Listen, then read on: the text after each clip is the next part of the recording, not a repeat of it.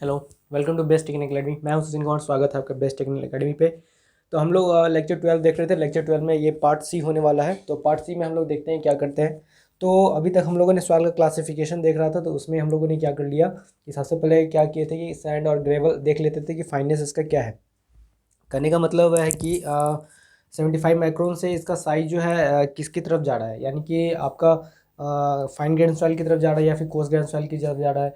अगर coarse grain soil की तरफ जाता था तो क्या करते थे उस केस में हम लोग, अगर अमाउंट कोर्स ग्रेन सॉइल का अगर ज़्यादा है 50 या 50% से ज़्यादा है, करने का मतलब 75 माइक्रोन से ज़्यादा वाला पार्टिकल्स अगर प्रेजेंट है 50 या 50% से ज़्यादा, तो उस केस में उसको बोलते थे कि कोर्स ग्रेन सॉइल है। या फिर अगर 50% से अगर ज़्यादा हो जाता था आपका फाइन ग्रैंड सॉइल, तो उस केस में बोलते थे कि ये फाइन ग्रैंड सॉइल का क्लासिफिकेशन हो जाएगा।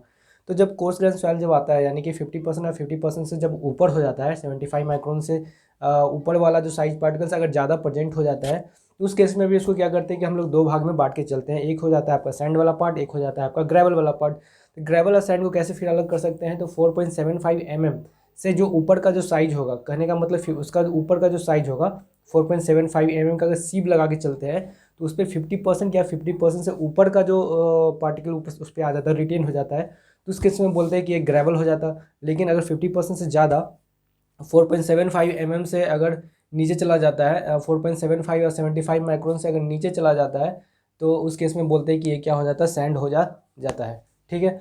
तो हम लोग कोर्स ग्रेन सॉइल का क्लासिफिकेशन देख लिए थे, और हम लोग फाइन ग्रेन सॉइल का क्लासिफिकेशन देख लिए थे। तो उसमें देख रहे थे, देख रहे थे, तो उसमें क्या कर रहे थे हम लोग कि एक प्लास्टिसिटी चार्ट बना हुआ था, उसको समझते हैं कि प्लास्टिसिटी चार्ट के आधार पे हम लोग कैसे इसको सिल्ट, किस सॉइल को हम लोग सिल्ट बोल सकते हैं, किस सॉइल को हम लोग क्ले बोल सकते हैं, तो किस आधार पे इसको हम लोग बोल सकते हैं। सबसे पहले कि अगर ये फाइन ग्रेन सॉइल की बात करते हैं, तो इसमें जो साइज होगा पार्टिकल का कितना होगा, इसमें जो साइज होगा पार्टिकल का कितना होगा, तो 75 माइक्रोन से नीचे का जो भी साइज होगा उसको क्या बोलेंगे हम लोग, फाइन ग्रेन सॉइल हम लोग बोलते हैं। ओके, यहाँ तो कंप्लीट हो गया। अब देखते हैं आगे इसमें क्या करते हैं हम लोग। अब प्लास्टिसिटी चार्ट इसमें कैसे होता है इसको समझते हैं हम लोग। तो प्लास्टिसिटी चार्ट में एक तरफ हम लोग क्या रखते हैं, लिक्विड लिमिट रखते हैं, एक तरफ हम लोग क्या रखते हैं, प्लास्टिक इंडेक्स हम लोग रखते हैं। ठीक है। तब इसको हम लोग कैसे, लिक्विड लिमिट यहाँ 8%, 20%, 35%, 50% का हम लोग रखते हैं, यहाँ पे 4 to 7% का रखते हैं। तो यहाँ से एक लाइन खींचते हैं 20% के अलॉन्ग, इस तरह से लाइन खींचते हैं हम लोग, और एक 8% के अकॉर्डिंग हम लोग लाइन खींचते हैं। तो इस लाइन को हम लोग क्या कहते हैं, ए लाइन बोलते हैं, और इस लाइन को हम लोग बोलते हैं यू लाइन हम लोग बोलते हैं। तो अगर अब बात करना है कि किसको हम लोग क्ले बोलेंगे, किसको हम लोग सिल्ट बोलेंगे, किसको हम लोग ऑर्गेनिक बोल रहे हैं, तो कैसे इसके आधार पर हम लोग बांटते हैं। यहाँ 50% से इधर जो भी लाइन हो जाएगा, और ए लाइन से जो नीचे होगा उसको क्या बोलेंगे, हाईली सिल्ट या फिर हाईली ऑर्गेनिक बोलेंगे। या 50% और 35% के बीच में अगर कोई आता है और ए लाइन से अगर नीचे आता है, तो इसको इंटरमीडिएट सिल्ट और इंटरमीडिएट ऑर्गेनिक बोलेंगे। इसको क्या बोलेंगे, 35 से 20% के अगर बीच में होगा तो क्या बोलेंगे, इसको लो सिल्ट या फिर लो ऑर्गेनिक बोलेंगे। उसी तरह से यहाँ पे हाईली क्ले बोलेंगे, इंटरमीडिएट क्ले बोलेंगे, और लो क्ले बोलेंगे। और ये कब यूज करेंगे, जब ए लाइन कॉन्सेप्ट जब यूज करेंगे तब, जब लिक्विड लिमिट जो होगा 20% से ज़्यादा होगा तब। लेकिन अगर लिक्विड लिमिट अगर 20% से कम हो जाता है, तो उस केस में हम लोग आईपी कॉन्सेप्ट का यूज करते हैं। ये आईपी कॉन्सेप्ट का यूज करते हैं। तो ए लाइन कॉन्सेप्ट कब यूज करेंगे, जब लिक्विड लिमिट 20% से ज़्यादा होगा। जब आईपी कॉन्सेप्ट कब यूज करेंगे, जब जो लिक्विड लिमिट होगा 20% या फिर 20% से कम हो जाता है, तब उस केस में हम क्या करते हैं, आईपी कॉन्सेप्ट का यूज करते हैं। तो आईपी यानी ए लाइन का एक इक्वेशन होता है जिसका फॉर्मूला है IP इक्वल टू 0.73 WL-20%। ये काफ़ी इंपॉर्टेंट है, इसको याद रखना है। एक होता है यू लाइन का equation, IP equal to 0.9 WL-8% होता है, तो इसको याद करने का जरूरत नहीं है, इसको याद नहीं करना है।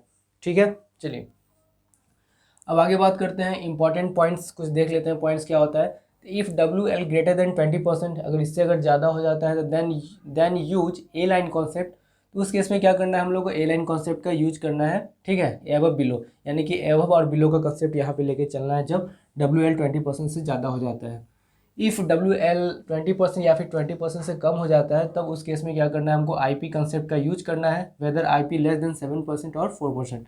यानी कि 20% या 20% से कम होता है तो वहाँ IP कॉन्सेप्ट का यूज करेंगे, और वहाँ पे क्या करना है हम लोग को, 4% और 7% का कॉन्सेप्ट हम लोग यूज करके क्या बता सकते हैं। यानी कि 7% से ऊपर होगा तो उसको इसमें क्या बोलेंगे हम लोग, उस केस में ये हो जाएगा आपका क्ले हो जाएगा, इधर क्ले हो जाएगा। इसके नीचे होगा तो क्या हो जाएगा, इसके नीचे अगर होगा तो उसको सिल्ट बोलेंगे, और इसके नीचे इसके बीच में होगा तो लो क्ले लो सिल्ट हम लोग बोल सकते हैं। ठीक है, तो इस तरह से इसको क्या कर सकते हैं हम लोग, क्लासीफाई हम लोग कर सकते हैं।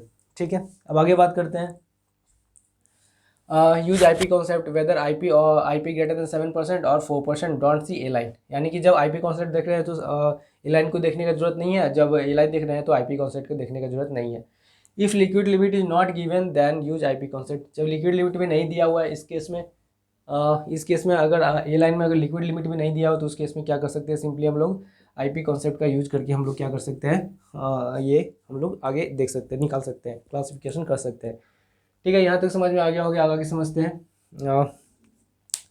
ये क्वेश्चन कर लेते हैं, उसके बाद समझते हैं।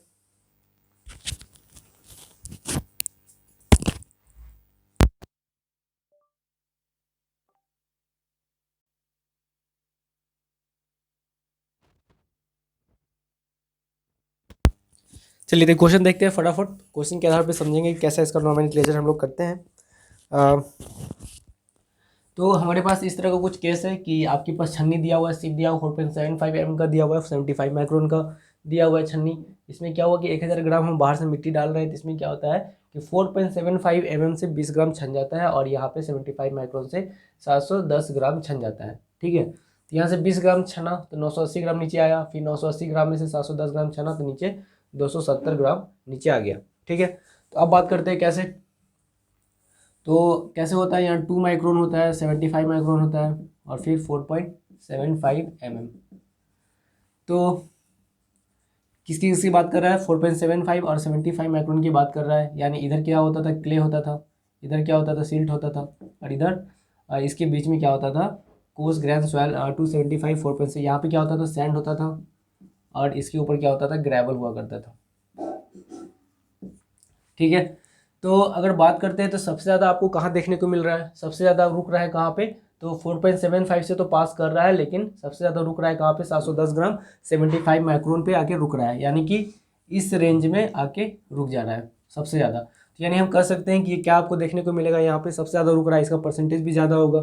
ठीक है, तो इस केस में हम बोल सकते हैं कि ये क्या होगा, सैंड होगा। तो कैसे क्लासीफाई कर सकते हैं, तो सैंड के आधार पर इसको क्या कर सकते हैं हम लोग, क्लासीफाई कर सकते हैं। उससे पहले ये तो पता चल गया हमको कि कोर्स ग्रेन सॉइल भी होगा। कोर्स ग्रेन सॉइल में कोर्स ग्रेन सॉइल होगा। ठीक है, सबसे पहले क्या बोलेंगे हम इसको कि ये कोर्स ग्रेन सॉइल होगा। क्रॉस ग्रेन सॉइल में भी ये क्या होगा, तो सैंड होगा। क्रॉस ग्रेन सॉइल में भी क्या होगा, सैंड होगा। ठीक है, चलिए तो कोर्स ग्रेन सॉइल तो हम लोग डिफाइन कर लिए कि ये 75 माइक्रोन से जो साइज है सबसे ज़्यादा ऊपर ही मतलब फंस रहा है, तो उस केस में क्या होगा कि ये कोर्स ग्रेन सॉइल होगा। कोर्स ग्रेन सॉइल में भी क्या होगा, तो सबसे ज़्यादा कहाँ रुक रहा है, तो सैंड में रुक रहा है। ठीक है, तो कोर्स ग्रेन सॉइल का क्लासिफिकेशन हम लोग कैसे पढ़े थे उसको समझते हैं। तो कैसे पढ़े थे उसको, तो यहाँ पे हमको क्या करना पड़ेगा, हमको फाइनेस निकालना पड़ेगा। अब नेक्स्ट जो काम करना पड़ेगा, क्या करना पड़ेगा, फाइनेस निकालना पड़ेगा। फाइनेस कैसे निकलेगा, तो फाइनेस निकालना है तो 75 माइक्रोन से कितना नीचे चला गया, तो कितना गया यहाँ पे 270 गया है, तो 270 अपॉन टोटल कितना था, 1000 था, यानी कि कितना परसेंट हो गया, तो इस केस में 27% हो गया। अब ये कौन सा केस बन गया, ये थर्ड केस बन गया। कौन सा, जब फाइनेंस जो होता था 12% से ज़्यादा हो जाता था या फिर 15% से ज़्यादा हो जाता था, तो उस केस में हम लोग क्या करते थे उसको समझते हैं।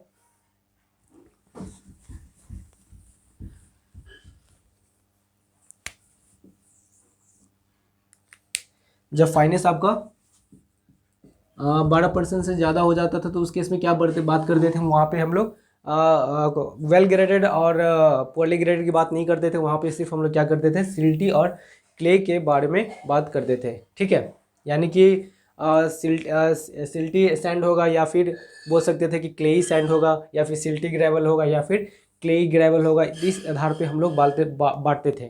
ठीक है, तो उसी तरह से यहाँ पे भी तो ग्रेवल का कॉन्सेप्ट तो आएगा नहीं, तो जब भी आएगा इसमें क्या आएगा, या तो सिल्टी ग्रेवल होगा, या फिर क्या होगा, सिल्टी ग्रेवल होगा, या फिर क्या होगा, क्लेई ग्रेवल होगा, या फिर GMGC बोल सकते हैं इसको, या फिर क्या हो जाएगा यहाँ पे सिल्टी सैंड हो जाएगा, या फिर सिल्टी क्लेई सैंड हो जाएगा, या फिर SMSC करके हो जाएगा। इस तरह से होगा। तो ये तो होगा नहीं क्योंकि ग्रेवल का कॉन्सेप्ट है नहीं, यहाँ पे जो भी आ रहा है सैंड आ रहा है। तो सैंड में भी कौन सा होगा, SM होगा, SC होगा, या फिर SMSC होगा, क्या होगा, ठीक है। तो अब इसको कैसे हम लोग पता करेंगे, इस केस में हम लोग अब फिर कैसे देखेंगे कि कौन सा होगा। तो इसके लिए हमको फिर क्या करना पड़ता था, इसमें हमको आईपी कॉन्सेप्ट या फिर ए लाइन कॉन्सेप्ट को हमको लेके चलना पड़ेगा। ठीक है, तो ए लाइन कॉन्सेप्ट लेके चलते हैं हम लोग। क्यों ए लाइन कॉन्सेप्ट क्यों लेके चल रहे हैं, क्योंकि यहाँ पे लिक्विड लिमिट 20% से ज़्यादा दिया हुआ है। तो हम पहले बता चुके थे कि जब भी लिक्विड लिमिट 20% से ज़्यादा दिया हो तो वहाँ पे ए लाइन कॉन्सेप्ट लेके चलना पड़ता है हम लोग को। किसके लिए, ताकि हम क्या कर सके कि आईपी हम लोग आईपी नहीं ताकि हम लोग क्या कर सके, पता कर सके कि सिल्ट होगा कि क्ले होगा कि ऑर्गेनिक होगा। ठीक है, इनमें से कौन सा होगा उसको पता करने के लिए, सिल्ट होगा कि क्ले होगा उसको हमको पता करने के लिए क्या करना पड़ेगा, ए लाइन या फिर आईपी कॉन्सेप्ट यूज़ करना पड़ेगा। उसमें भी चेक करना पड़ेगा कि ए लाइन कॉन्सेप्ट कब लेंगे या फिर आईपी कॉन्सेप्ट कब लेंगे। तो उसमें हमको WL हेल्प करेगा कि आपको ए लाइन लेना है कि आईपी कॉन्सेप्ट लेना है। तो फटाफट इस तरह का हम लोग देखते हैं, चार्ट देखते हैं। तो यहाँ पे क्या होगा, 20% का होगा, यहाँ पे 35% होगा, यहाँ पे क्या होगा, 50% होगा, इस तरह से। ठीक है, चलिए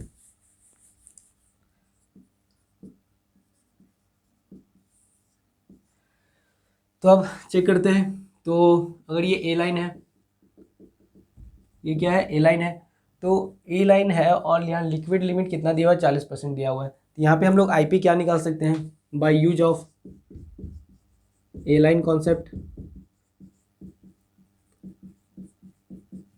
आईपी परसेंट 0.73 WL माइनस 20,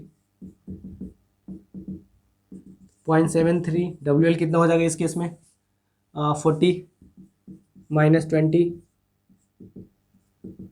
कितना हो जाएगा इस केस में। तो इस केस में ये हो जाएगा 14.6, 14.6। लेकिन आईपी हमको दिया कितना है इस केस में, 22 दिया हुआ है। तो इसका मतलब क्या है कि आपका जो आईपी जो आया 14.6 आया, जो कि कम है, जो कि गिवन से क्या है, 22% जो गिवन है उससे क्या है, कम है। यानी कि इससे क्या होगा, ये नीचे ही होगा। तो नीचे होगा तो चलिए ये तो पता चल गया कि अब क्या होगा, ये सिल्ट होगा। इतना तो पता चल गया हमको कि अब ये क्या होगा, सिल्ट होगा। ठीक है, 14.6 तो हमारे से क्या आ गया, ये कम आ गया ना। तो ये क्या होगा, इनकम्प्रेसिबल हो गया और आईपी आ गया 14.6। तो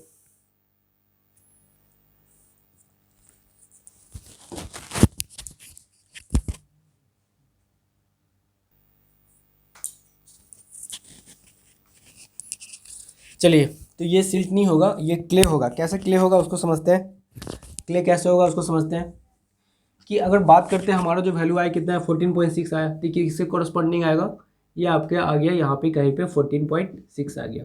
ए लाइन के अकॉर्डिंग आपका जो आईपी का जो वैल्यू आया कितना आ गया, 14.6 आ गया, इसके कॉरस्पॉन्डिंग आ गया।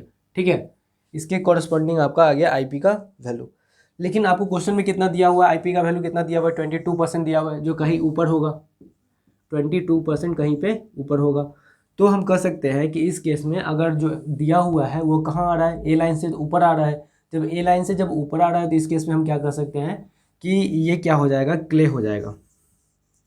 ठीक है, जब नीचे होता है तो सिल्ट बोलते हैं और उसके ऊपर हो जाएगा तो क्ले हो जाएगा। तब हम इसका नोमेनक्लेचर करते हैं। तो नोमेनक्लेचर करेंगे तो या तो एस एम होगा, या तो एस सी होगा, या फिर एस एम एस सी होगा। तो यहाँ पे तो आपका आ गया क्ले, तो सिल्ट का कॉन्सेप्ट खत्म, ये कॉन्सेप्ट खत्म। ठीक है, तो बच गया क्या, एस सी एस सी। तो इस केस में हम बोल सकते हैं कि यह क्या हो जाएगा, क्लेई सिल्ट आंसर हो जाएगा। ठीक है, तो हम क्या बोलेंगे, क्लेई सेल्ट, क्लेई सिल्ट जो होगा ये आपका आंसर होगा। तो इस तरह से आप क्या कर सकते हो, सारे के लिए आपको डिफाइन करना पड़ेगा। ठीक है, तो जो प्रोसेस बताया है उसी के आधार पे हमको क्या करना पड़ेगा, इस तरह से हमको करने का ज़रूरत है। ठीक है, तो इसमें तो इतना ही है। कुछ ऑब्जेक्टिव अगर है तो उसको भी कर लेते हैं।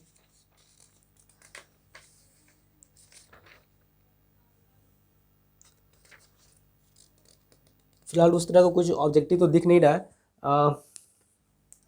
बस CUCC का कुछ इस तरह से कुछ क्वेश्चन है, कुछ क्वेश्चन इस तरह।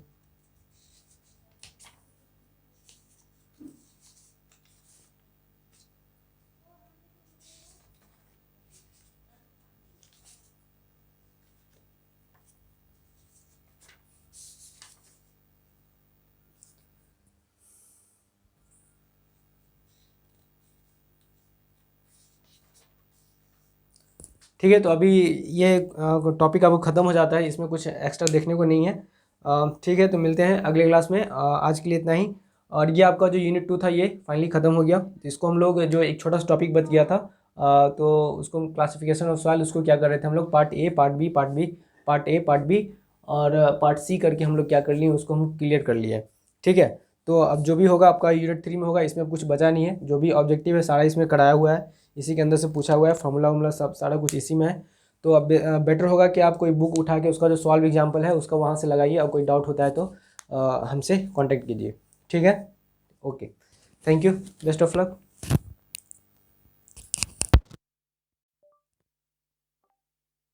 It's 11:26.